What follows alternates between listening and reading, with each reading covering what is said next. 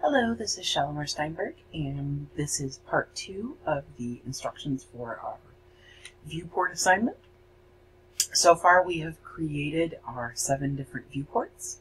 Now we are going to create the labels for them and do the scaling that we need to do in each one, and then finally turn off some pieces in the bottom 2 layers, or viewports, sorry. Alright, so the first step for this is going to be bringing in the labels, and so we're going to do that similarly to the way that we did the DB SAMP drawing. We're going to go ahead first and go in here and get onto the correct layer for PS title block text, and then we'll go ahead and do insert, and we'll bring in from more options. We'll browse to where we saved our files and choose the 40% scale for or 1/4. Again, we have the option of specifying on screen where we want to put it. This time that is what we are going to do. We want it to come in at 1:1 scale currently, and then we do not want it to explode because we are going to make sure that we have them placed correctly first. So I'm going to go ahead and say OK. And as I bring this in, what I'm noticing is that it is actually a little bit bigger than I want. So I'm only going to place 1 to start with, and I'm going to place it right here over the top of my current window. Sorry, I'm going to actually make this bigger so I can get to where I want to. And I'm going to do that again.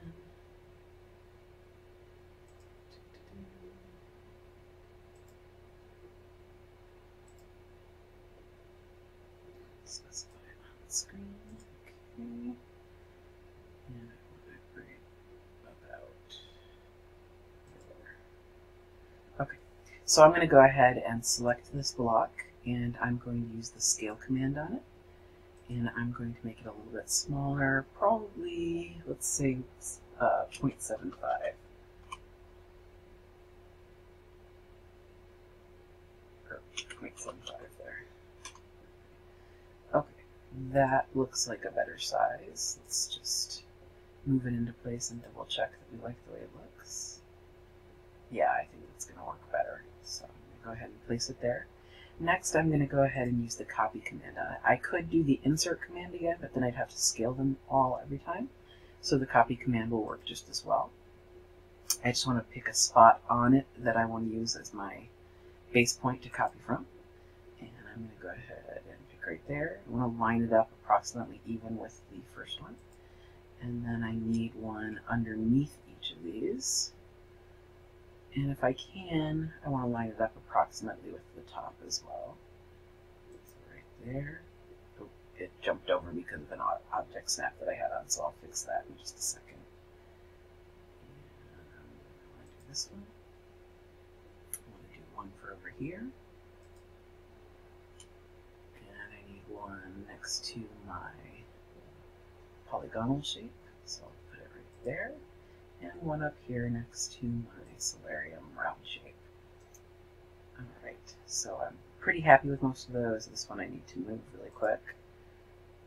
So I'm going to select it, and you can use the grip on it to move it as well.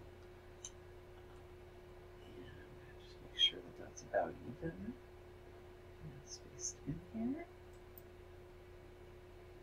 And it wants to snap to things that I don't want it to snap to. There we go. Okay, now I can go ahead and explode them all. And the reason that I am going to explode them is so that I can easily, actually I'm going to move this one over a little bit more just because I would like it to be a little more centered. There we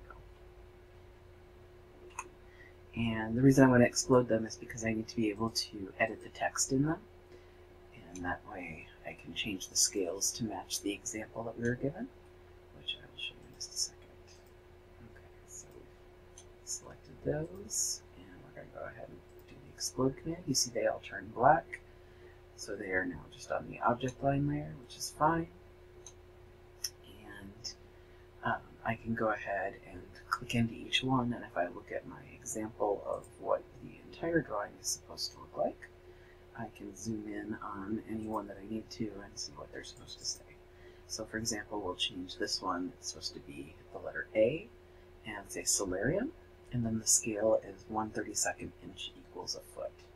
So we'll go back in, zoom in on this one, double click into the text box, and change that to an A. And we'll go into this section, and type solarium, and we want capital letters for this part. And then down here, and I'm going to go 1/32 inch equals a foot. And I can go ahead and click out. Then I would go ahead and go in and edit each of the other ones so that they match the example given as well. And then the next thing that I need to do is look at my example so that I can see where each picture is centered and what scale it's at. So I know this one needs to be 1/32, and if I look at my example, I believe that it also needs to be centered over the patio area here, or deck. So I'm going to go back in, and I'm going to double click into that window to make it the current window. And then I'm going to pan until I get to where I can see that patio. And I'm going to zoom it approximately where I want it to, and then go down here and pick that 1/32 inch equals a foot. So that gets it just right. Then I can double click out here to make sure I don't move it around by accident.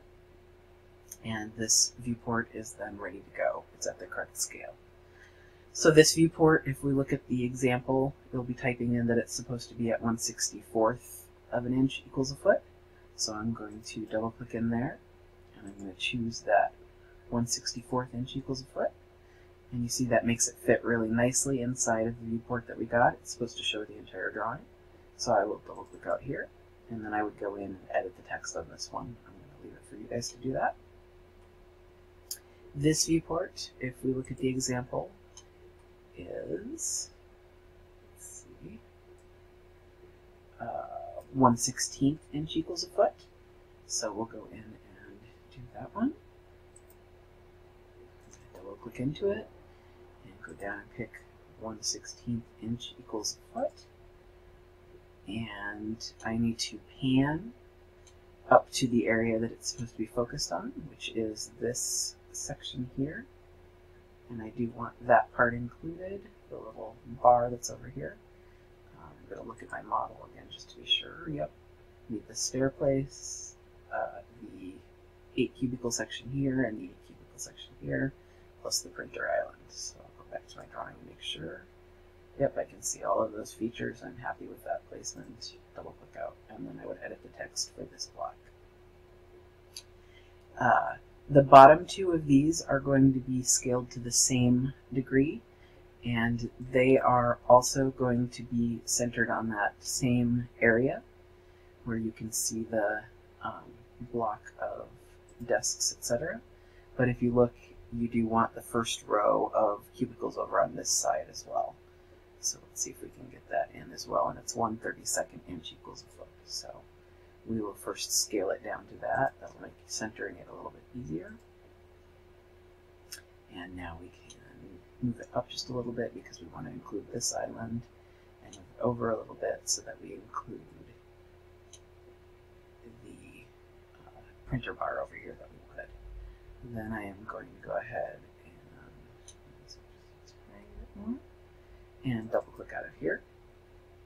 I'm going to double click in here, zoom into the same place approximately.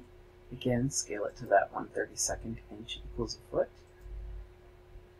and pan it to the same view because the goal is to be showing the same objects in these two. And double click outside of it again. Now the one up here on the left is supposed to be at, let's see, 1/16 inch equals a foot, and it's just for the main 8 set of cubicles. So we'll go in and do that. Double click this window, zoom in on that section approximately. And the way that you zoom in on that section is to hold your mouse over that area, and when you roll your mouse wheel, it will pull that area towards the center as it zooms. And we said 1/16 inch equals a foot, I believe. Yep, and that lets us center on just that section right there. And then this one, if we look at our example, is 1/8 inch and is just the stairwell. So we're going to go ahead and zoom in to approximately where that stairwell is. Let me look at which stairwell it is in the example here. Stairwell of area 1.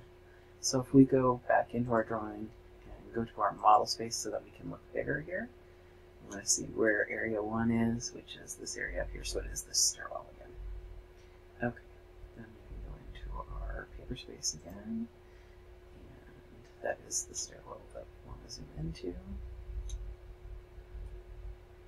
And it was 1/8 of an inch. So we'll go down here, and 1/8 inch equals a foot. And I'm going to move it over so that I'm zoomed in for the proper area here. Check my model again. Yep, that's the part that I want. Move it over just a tiny bit more so I get the whole edge here. And double click out. Okay, so I have now scaled each of my windows, and at this point you should have edited each of your labels to match.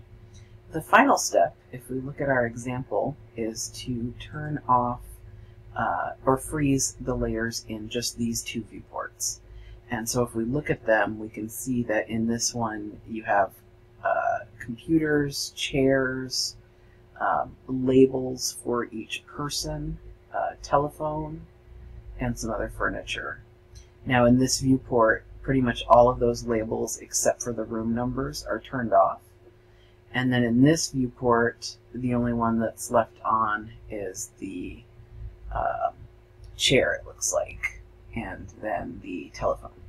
So the other furniture is all turned off. And so we will go in.